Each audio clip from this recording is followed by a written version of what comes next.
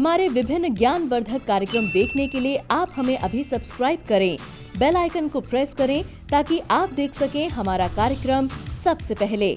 और अधिक जानकारी के लिए फेसबुक पेज को लाइक करना न भूलें। जय माँ इंद्राक्षी। इंद्राक्षी धाम में दर्शकों आप सभी का हम हार्दिक स्वागत करते हैं। आज के दिन जिन जातकों का जन्मदिवस है, मैरिज एनिवर्सरी है, उन सभी को हमारी तरफ से बहुत बहुत शुभकामनाएं। आज का पंचांग देखते हैं। 28 दिसंबर सन 2020, दिन सोमवार, मार्गशीर्ष का महीना, शुक्ल पक्ष, संवत 2077, तिथि चतुर्दशी, नक्षत्र रोहिणी, राहु काल 7:30 से 9, दिशा शूल, पूर्व दिशा। एक सवाल हमसे बहुत पूछा गया, उस सवाल का जवाब हम इस कार्यक्रम में आप सबको देना चाहते हैं। हालांकि ये क्वेश्चन जो था वो आओ ज्योतिष सीखें वाले चैप्टर में होना चाहिए था, लेकिन अब वो चैप्टर संडे के संडे रहेगा, आप सबको मालूम है। तो इसलिए आइए इस चीज़ को हम ज़रूर बता देते हैं। आगे आगे जैसे ही शादी ब्याह के मुहूर्त खुलते हैं तो विवाह शादी में जब जन्म पत्रिका मिलान किया जाता है तो इस योग की बहुत आवश्यकता पड़ती है। आइए मैं आपको बताता हूँ। और जब क्लास चलेगी, संडे संडे चलती रहती है, तो क्लास के माध्यम से भी कभी इस टॉपिक को और विस्तार से मैं आपको बता दूंगा। एक होता है जन्म पत्रिका में मांगलिक योग। मांगलिक योग के बारे में हमने कई बार वीडियो बनाई हैं। जन्म पत्रिका के प्रथम भाव में, चतुर्थ में, सप्तम में, अष्टम में और द्वादश में, इन भाव में यदि मंगल हो, आप देखिए अपने स्क्रीन के ऊपर, तो जातक मांगलिक होता है। ये है मांगलिक का योग। अब दूसरी बात बता दें, अगर इन भावों में मंगल तो हो, जो आपको मैंने भाव बताए हैं, प्रथम, चतुर्थ, सप्तम, अष्टम और द्वादश, 12वां भाव, इनमें मंगल तो हो, लेकिन मंगल नीच राशि का हो, तो ये और भी अधिक दुगना हानिकारक योग बन जाता है। और इसी के साथ साथ, इसी मंगल के साथ राहु बैठा हो, सूर्य बैठा हो, केतु बैठा हो, तो और भी ज़्यादा ये इस प्रकार की कुंडली हानिकारक कुंडली बन जाती है और ये दिवल मांगलिक योग की कुंडली बन जाती है। तो हमसे बहुत लोगों ने सवाल पूछा था कि शर्मा जी, दिवल मांगलिक योग क्या वास्तव में हानिकारक होता है? तो बिल्कुल हानिकारक होता है। जब आप किसी जातक से जातिका की कुंडली, यानी कि लड़की की कुंडली लड़के से मिलाई जा रही हो या लड़के की लड़की से, और एक की कुंडली में भी यदि इस प्रकार का योग हो, तो उस कुंडली को गंभीरता के साथ, चिंतन के साथ और अधिक मिलाया जाए, तब वो विवाह किया जाए। नहीं तो कहीं ना कहीं हानिकारक परिणाम अक्सर देखने को मिल जाते हैं। अब देखो साथियों, ये ज्योतिष है। ज्योतिष में यही भारतीय सनातन में विद्याएं इस प्रकार की हैं कि उन्होंने जीवन को आसान करने के तरीके बताए हैं।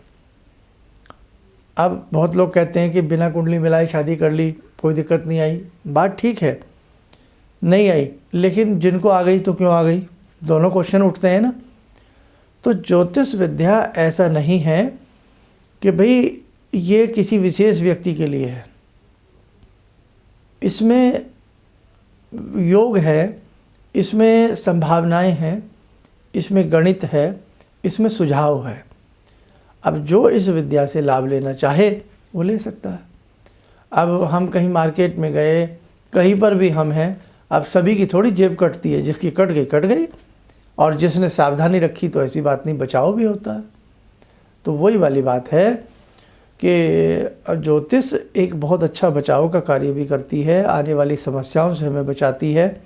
तो आज के इसमें हमने आपको बताया दिवल मांगलिक योग की कुंडली क्या होती है। तो ऐसी कुंडलियों में अब आने वाले समय में विवाह शादी के साए बहुत खुल जाएंगे।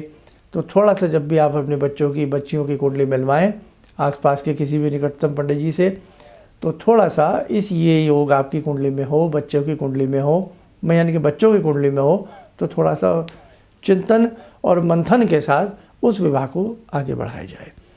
आइए साधकों, समय हो चला आज की ध्यानमाला का। ध्यानमाला में जुड़ते हैं आज हम भगवान शिव शंभु से।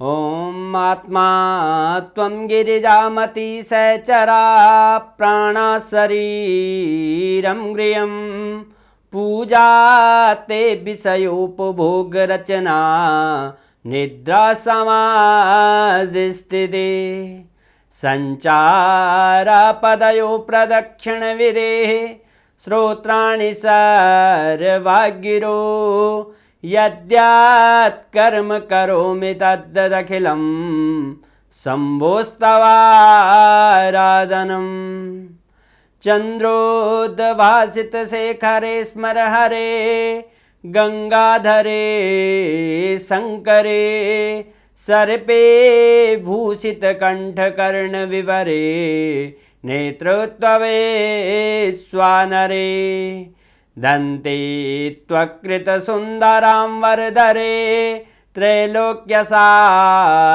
हरे मोक्षार्तिं कुरु चित्तवृत्त्यमचलं मन्येस्तु किं कर्म वे।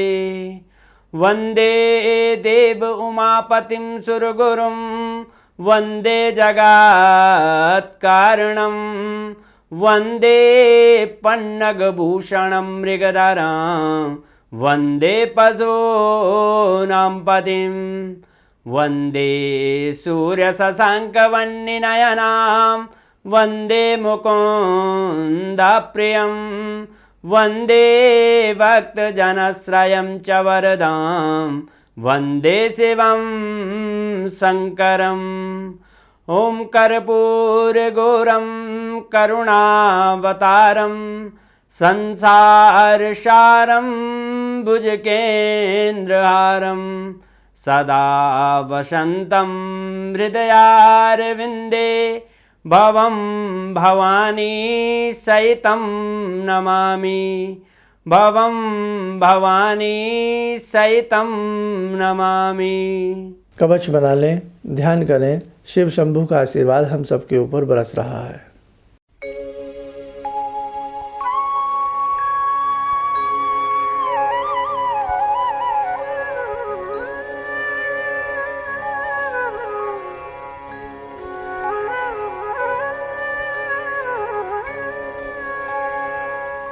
ओम बोलते हुए नेत्र खोलें, सामान्य हो जाएं। कुछ सुझाव। नए साल पर हर राशि के उपाय हमने अलग अलग बताए हैं, सुनिए और करिएगा। अब 2 एपिसोड हमने आपके लिए और बनाए हैं। इसकी भी डिमांड आ रही थी कि पिछले साल भी हमने कुछ ऐसा बनाया था कि 31 दिसंबर की रात्रि में 12:01 पर, भाई वो तो रात में ही मनता है सब कुछ, नए वर्ष में हम प्रवेश कर जाएंगे, नए एक 365 दिन के पड़ाव में। क्योंकि अंग्रेज़ी कैलेंडर है, अंग्रेज़ी नववर्ष है, तो वो तो रात के 12 बजे ही टाइम बदलेगा। ठीक उस वक्त हम क्या विशेष उपाय करें, वो आप विशेषांक हमारा ज़रूर देखिएगा। 31 दिसंबर की रात्रि के विशेष उपाय। ऐसे ही 1 जनवरी, अब हम तो सूर्य उदय को मानते हैं। अब ठीक है, नववर्ष भले ही अंग्रेज़ी हो, लेकिन भाई एक समय का नया पड़ाव तो प्रारंभ हो रहा है। तो 31 दिसंबर का हमने उपाय किया रात को। बहुत बढ़िया उपाय हैं जो आप कर सकें। ऐसे ही 1 जनवरी सन 2021 में प्रथम दिन का क्या उपाय करें, वो सभी राशि वालों के लिए है, समस्त लगन वालों के लिए है, देश विदेश में बैठे हमारे सभी साधकों के लिए है।